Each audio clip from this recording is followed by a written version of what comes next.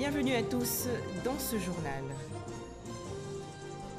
Retour sur le message du Nouvel An 2019 du président de la République. Alassane Ouattara compte développer le volet social à travers le programme social gouvernemental. Environ 728 milliards de francs CFA pour apporter le soutien de l'État ivoirien aux populations, notamment les plus vulnérables. Toujours en Côte d'Ivoire, le passage à la nouvelle année 2019 sous haute surveillance des forces de sécurité. Les autorités ont déployé gendarmes, policiers et militaires sur toute l'étendue du territoire national. Objectif, sécuriser les populations. Enfin, 37 morts dans le centre du Mali après une attaque perpétrée contre un village Peul. Les chasseurs d'oiseaux pointés du doigt.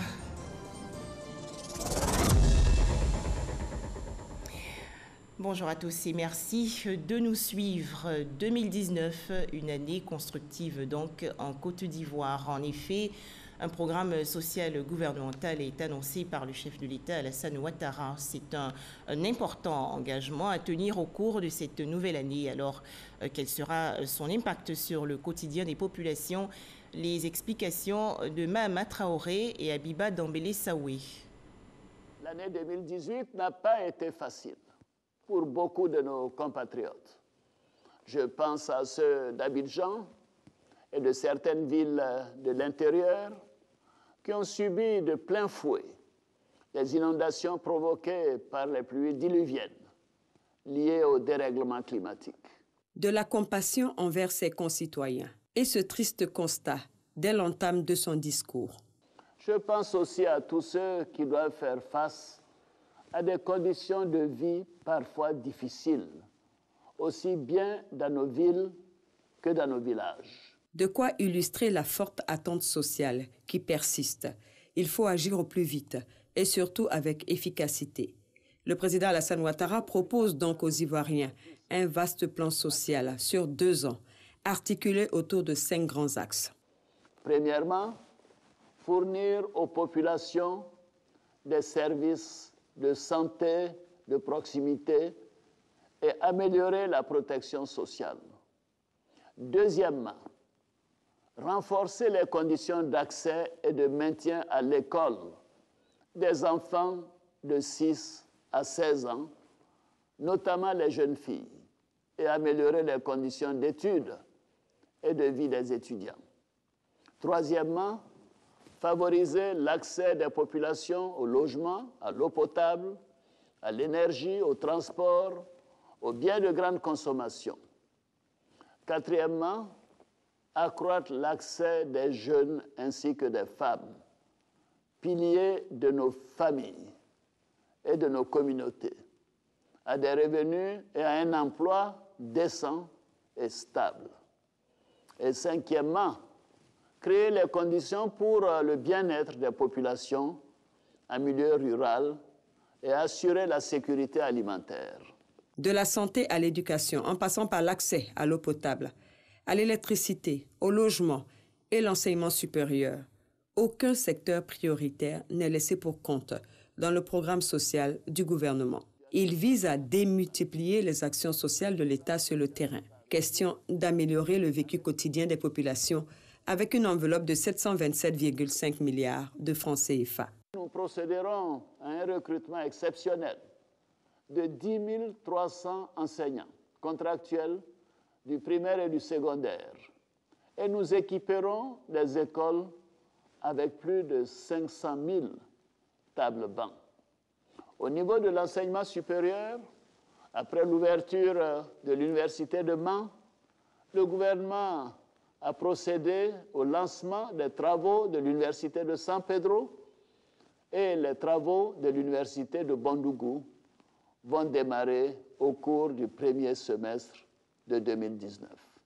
En outre, le financement de l'Université d'Odjéné a été bouclé et les discussions sont en finalisation pour ce qui concerne l'Université d'Abangourou. Les études relatives à la ville universitaire d'Adiaké sont en cours. Ainsi, notre pays va disposer de 10 universités à l'horizon 2025. Les résidences universitaires seront également réhabilitées et de nouvelles seront construites. Dans le secteur de la santé, après la phase pilote de la couverture maladie universelle, auprès de 150 000 étudiants à travers le pays, la généralisation de la couverture maladie universelle en 2019 sera accompagnée par la construction, la réhabilitation, l'équipement et le rééquipement de près d'une cinquantaine d'établissements hospitaliers et 600 centres de santé. En tout, 8 minutes dédiées au programme social du gouvernement, soit un tiers de la durée du message de fin d'année. Autant dire que le président Alassane Ouattara est résolument déterminé à faire taire les critiques selon lesquelles la croissance économique tarde à être inclusive. Et les choses devraient aller très vite car le gouvernement sera mis en mission dès ce mois de janvier. Le programme social gouvernemental ou PSG, on le sait, comporte 5 points clés, dont l'accès des populations à l'énergie et à l'eau potable. Le président de la République, Alassane Ouattara, dans son discours de Nouvel An, a souligné une mesure en faveur des abonnés aux tarifs modérés de 5 ampères et la réhabilitation de plus de 20 000 pompes hydrauliques. On en parle avec Jean-Louis Gbangbo. C'est l'un des principaux objectifs du président Alassane Ouattara. Permettre à tous les Ivoiriens sur toute l'étendue du territoire d'avoir un égal accès à l'électricité. Le programme Électricité pour tous, mis en place à cet effet, va connaître cette année un autre coup d'accélérateur. Le programme d'électricité pour tous, le PEPT, qui permet, avec un apport initial de 1 000 francs CFA, de disposer d'un branchement électrique et d'un abonnement au réseau électrique, sera renforcé pour permettre aux populations à faible revenu d'avoir de l'électricité à domicile.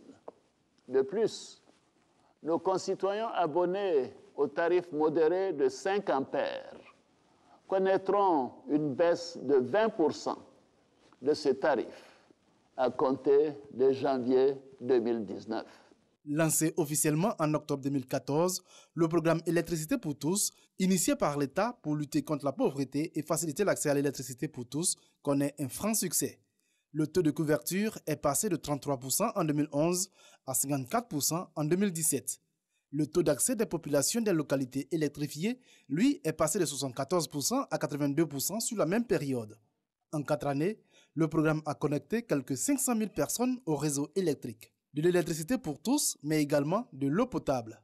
En matière d'eau potable, le programme social du gouvernement permettra la réhabilitation de 21 000 pompes hydrauliques à travers tout le pays pour le bénéfice de nos concitoyens vivant en milieu rural.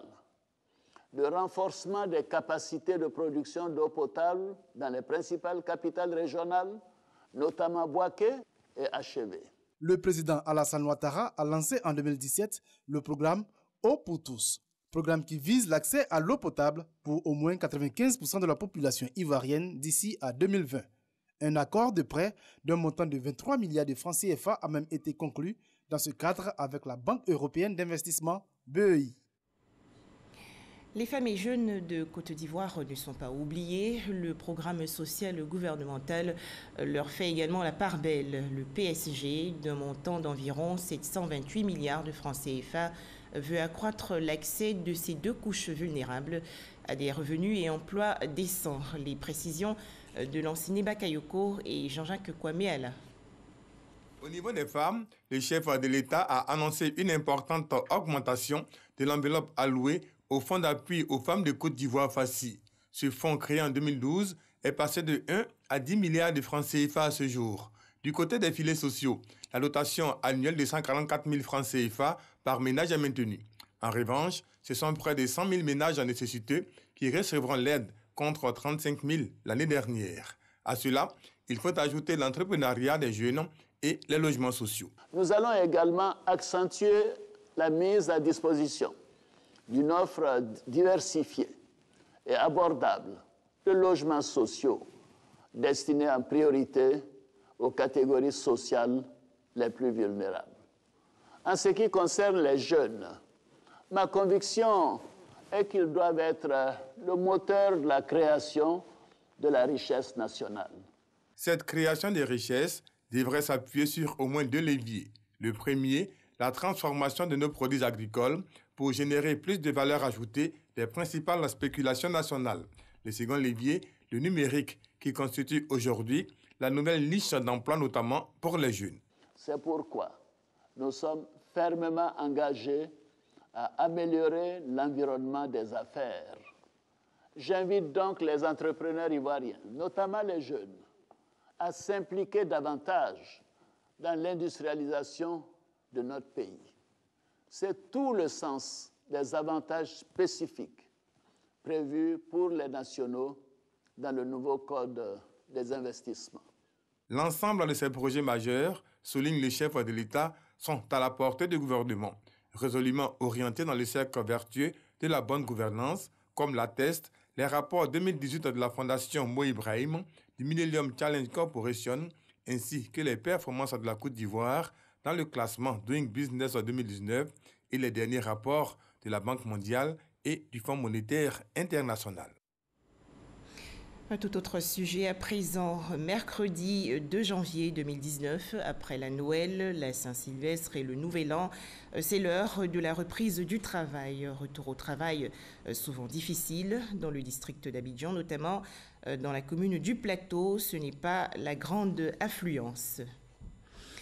Les populations de Côte d'Ivoire très heureuses d'accueillir le Nouvel An 2019. Moments conviviaux, partage de repas en famille ou entre amis. Olivier Iriebi et Walter Amadou Ouattara.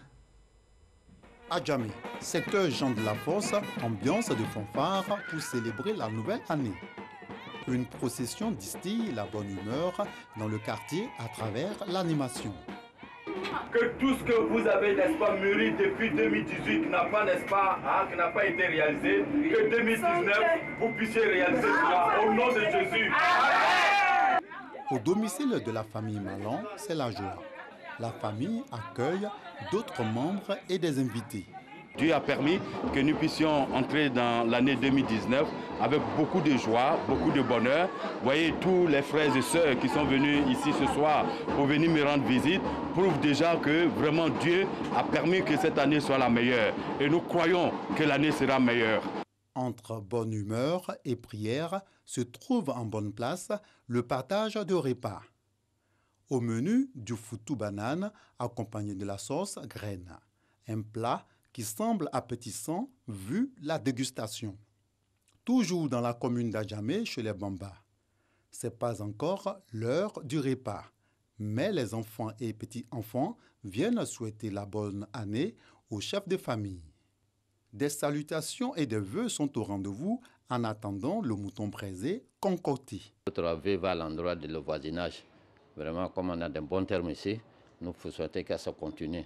Comme le disent les philosophes, l'amour pour tout le monde et la haine pour personne. Autre lieu, la commune de Cocody.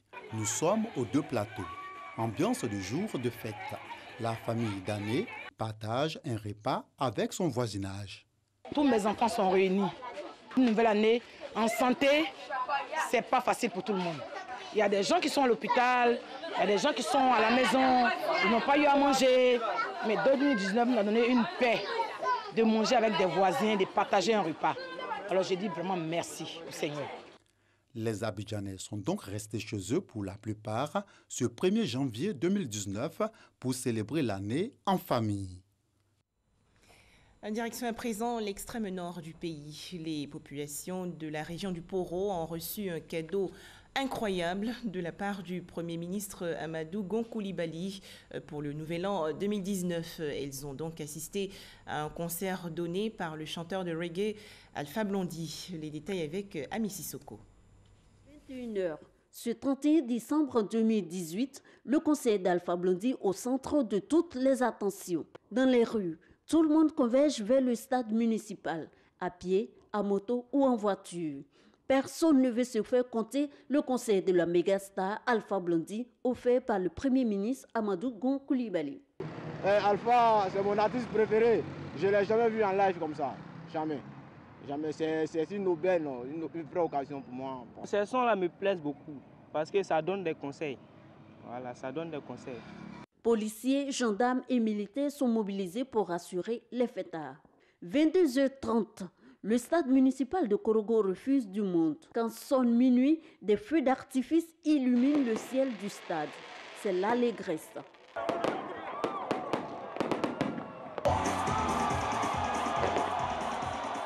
Alpha Blondy fait son entrée. C'est le délire. Hey les gars, je vous ai dit, c'est John. Devant un public happé par le show, la star ivoirienne déroule ses classiques.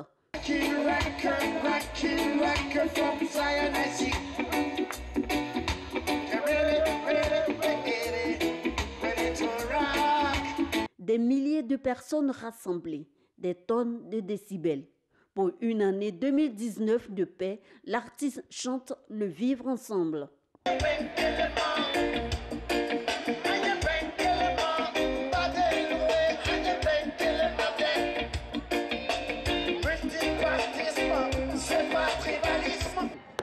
Avec vos querelles personnelles, vous nous éclaboussez de votre haine.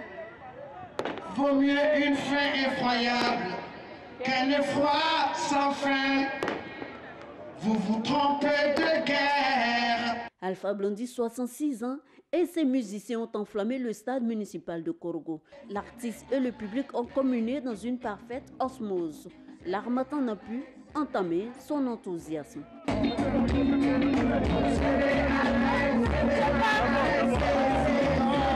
Blondy, c'est pour faire plaisir à la population de Korogo, parce que Korogo aime Alpha Blondy. Alpha Blondy est de Korogo et il est toujours aimé des gens de Korogo. Les vœux que je forme pour la population de Korogo, c'est les vœux de santé, les vœux de prospérité, de longévité, de paix, d'union et surtout de cohésion sociale. La population du Poro a entamé cette nouvelle année 2019 dans la bonne humeur avec Alpha Blondy. Ce 1er janvier, jour de son anniversaire, l'artiste va aussi enflammer le palais du carnaval de Boaké. Comment s'est déroulé le passage à la nouvelle année 2019 chez les chrétiens de Côte d'Ivoire? Catholiques et autres protestants ont participé à des veillées de prière dans leurs églises respectives. Objectif, confier la nouvelle année à Dieu. Les détails avec Eugène Atoubé et Eric Gorebi.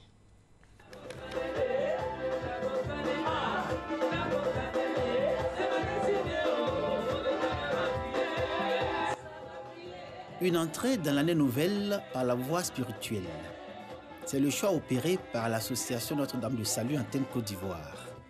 2019 entrevue par les uns et les autres comme l'année du questionnement du rapport de l'homme à Dieu. Autour du thème « Heureux vous les pauvres, car le royaume des cieux est à vous », tiré de l'évangile de Saint Luc. Les membres de cette association ont été édifiés par des exhortations, des chants et des prières à Marie, également des enseignements assurés par le Père Amdam et Gabriel et des adorations chantées, signe de leur foi et leur acceptation de Dieu. En 2019, avec notre maman Marie, il faut que le pays soit réconcilié, il faut que nous soyons unis. Nous sommes des dévotes de la Vierge Marie, qui est notre mère, qui intercède pour nous auprès de son Fils et lui confier en même temps l'année 2019 qui s'annonce. Et nous sommes assurés qu'avec elle, l'année va commencer sous de bons auspices. La même atmosphère religieuse a été vécue à la paroisse Saint-Paul des Lauriers de la Riviera Palmeraie. Les fidèles ont confié 2019 à Dieu, Dieu qu'ils ont appelé à forte prière, invocation et chant durant une messe pour activer leur foi et étendre son manteau protecteur sur la Côte d'Ivoire. À Saint-Paul des Lauriers comme Notre-Dame de Salut, la messe pour le passage de l'an 2018 à l'an 2019 a été une exhortation aux chrétiens à relever les défis de cette année nouvelle à l'épreuve de leur foi. 20h, c'est l'heure choisie par les chrétiens catholiques de Côte d'Ivoire pour célébrer la messe de la Saint-Sylvestre, ce lundi 31 décembre 2018. À la cathédrale Saint-André de Yopougon, ou à la paroisse Saint-Jean de Cocody, ou même à la paroisse Saint-Joseph d'Abobo, les fidèles chrétiens sont attentifs. Tout homme croit en quelque chose, et moi je crois en Dieu, et en Jésus-Christ. Donc je suis venu confier ma vie et le pays, les gouvernants, au Tout-Puissant. Dieu m'a permis de vivre une année en pleine santé, en pleine grâce.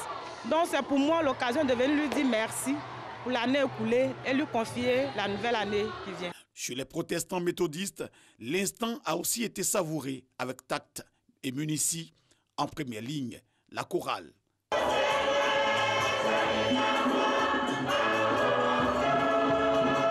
Dans son message, le président de l'église protestante méthodiste de Côte d'Ivoire a exhorté les fidèles chrétiens au pardon et à la tolérance. Je formule le vœu que toutes les familles qui constituent notre pays soient bénies. Que les hommes, que les femmes, que les enfants soient bénis. Je formule le vœu que notre pays connaisse la paix. C'est à minuit que cette célébration religieuse de la Saint-Sylvestre a pris fin avec un seul espoir, beaucoup de bonheur en 2019.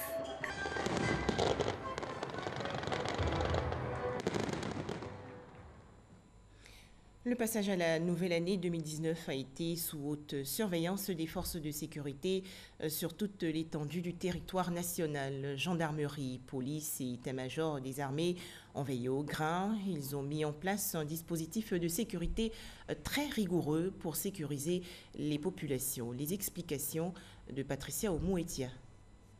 La nouvelle année est là.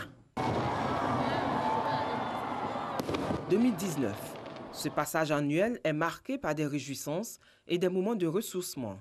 Une période mouvementée, mais aussi sécurisée. Une rame de 24 véhicules mis en route sur les points sensibles et les endroits les plus fréquentés de la capitale économique. Dans la procession, policiers, gendarmes et militaires sont déployés pour vérifier le fonctionnement de ce dispositif sécuritaire.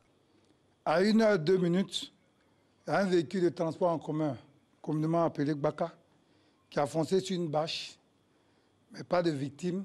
On vient de nous signaler un incendie à Treichville. À 1h20 du matin, où le point est fait, il n'y a pas d'incident.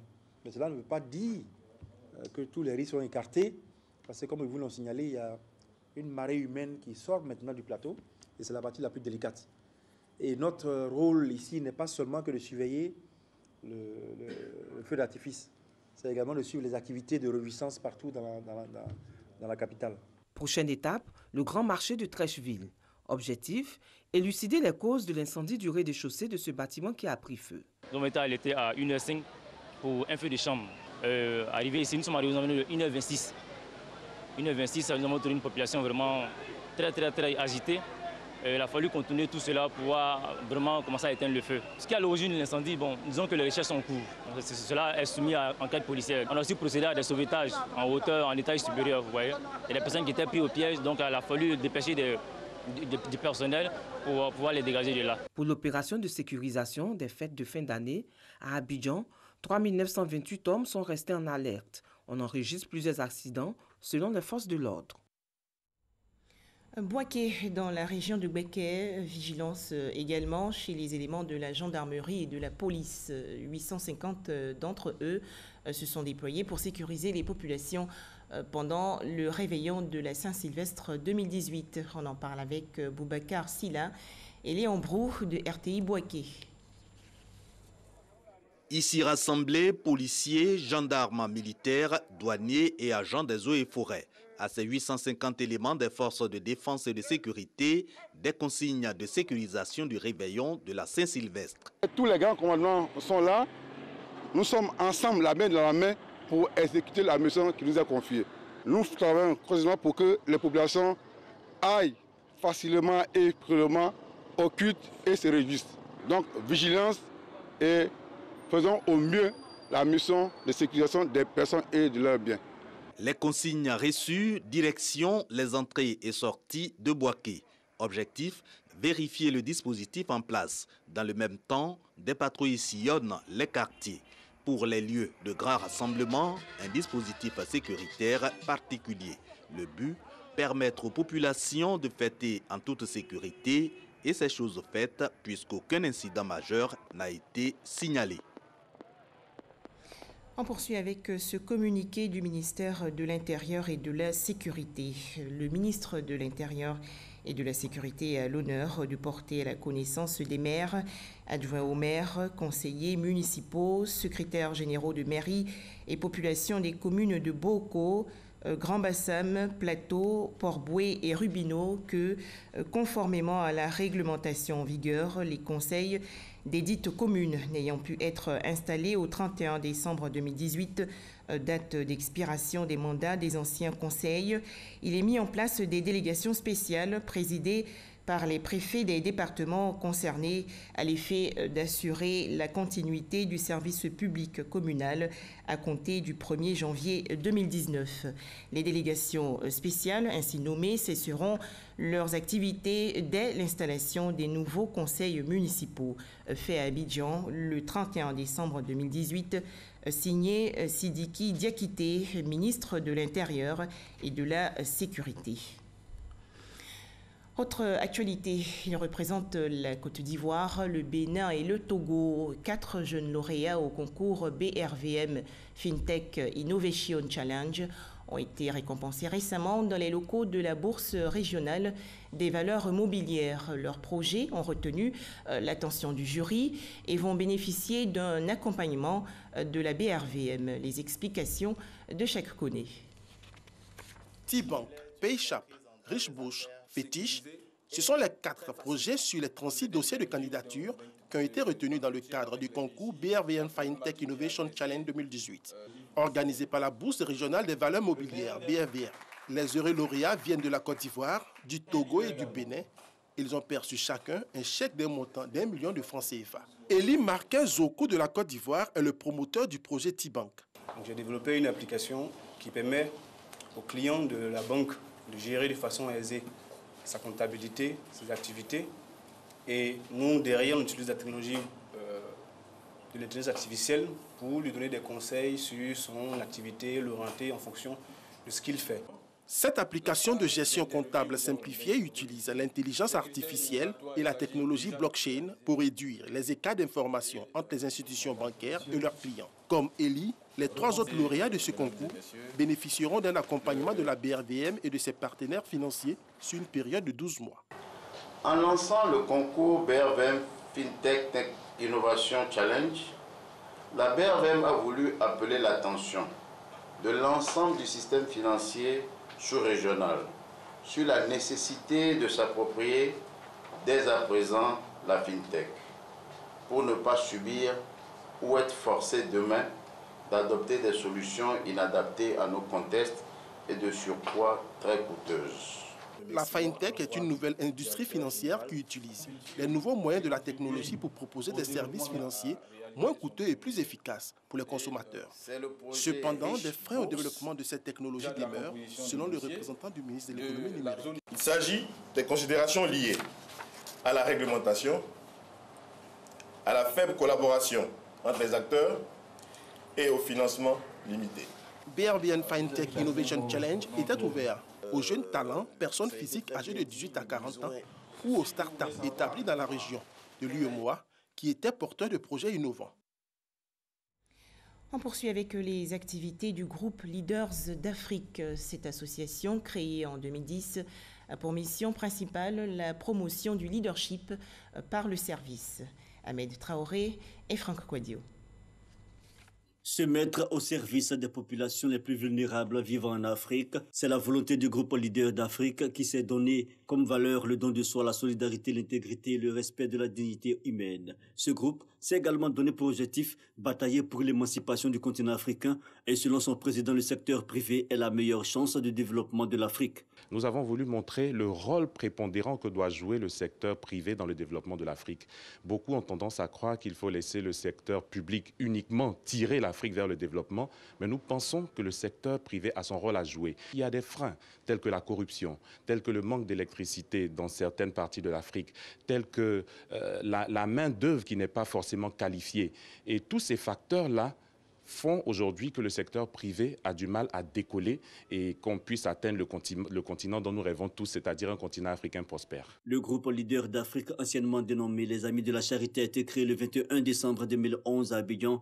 Il compte à ses jours une trentaine de sympathisants et 15 membres actifs. La vocation principale, la promotion du leadership par le service. Un nouvel an 2019 difficile au Mali. 37 civils ont été tués hier dans l'attaque d'un village Peul dans le centre du pays. Cette offensive a été menée par des chasseurs traditionnels d'Ozo, selon le gouvernement malien. On dénombre aussi plusieurs blessés et des maisons incendiées. Voilà, merci de nous avoir suivis. D'autres informations sur notre site rti.ci.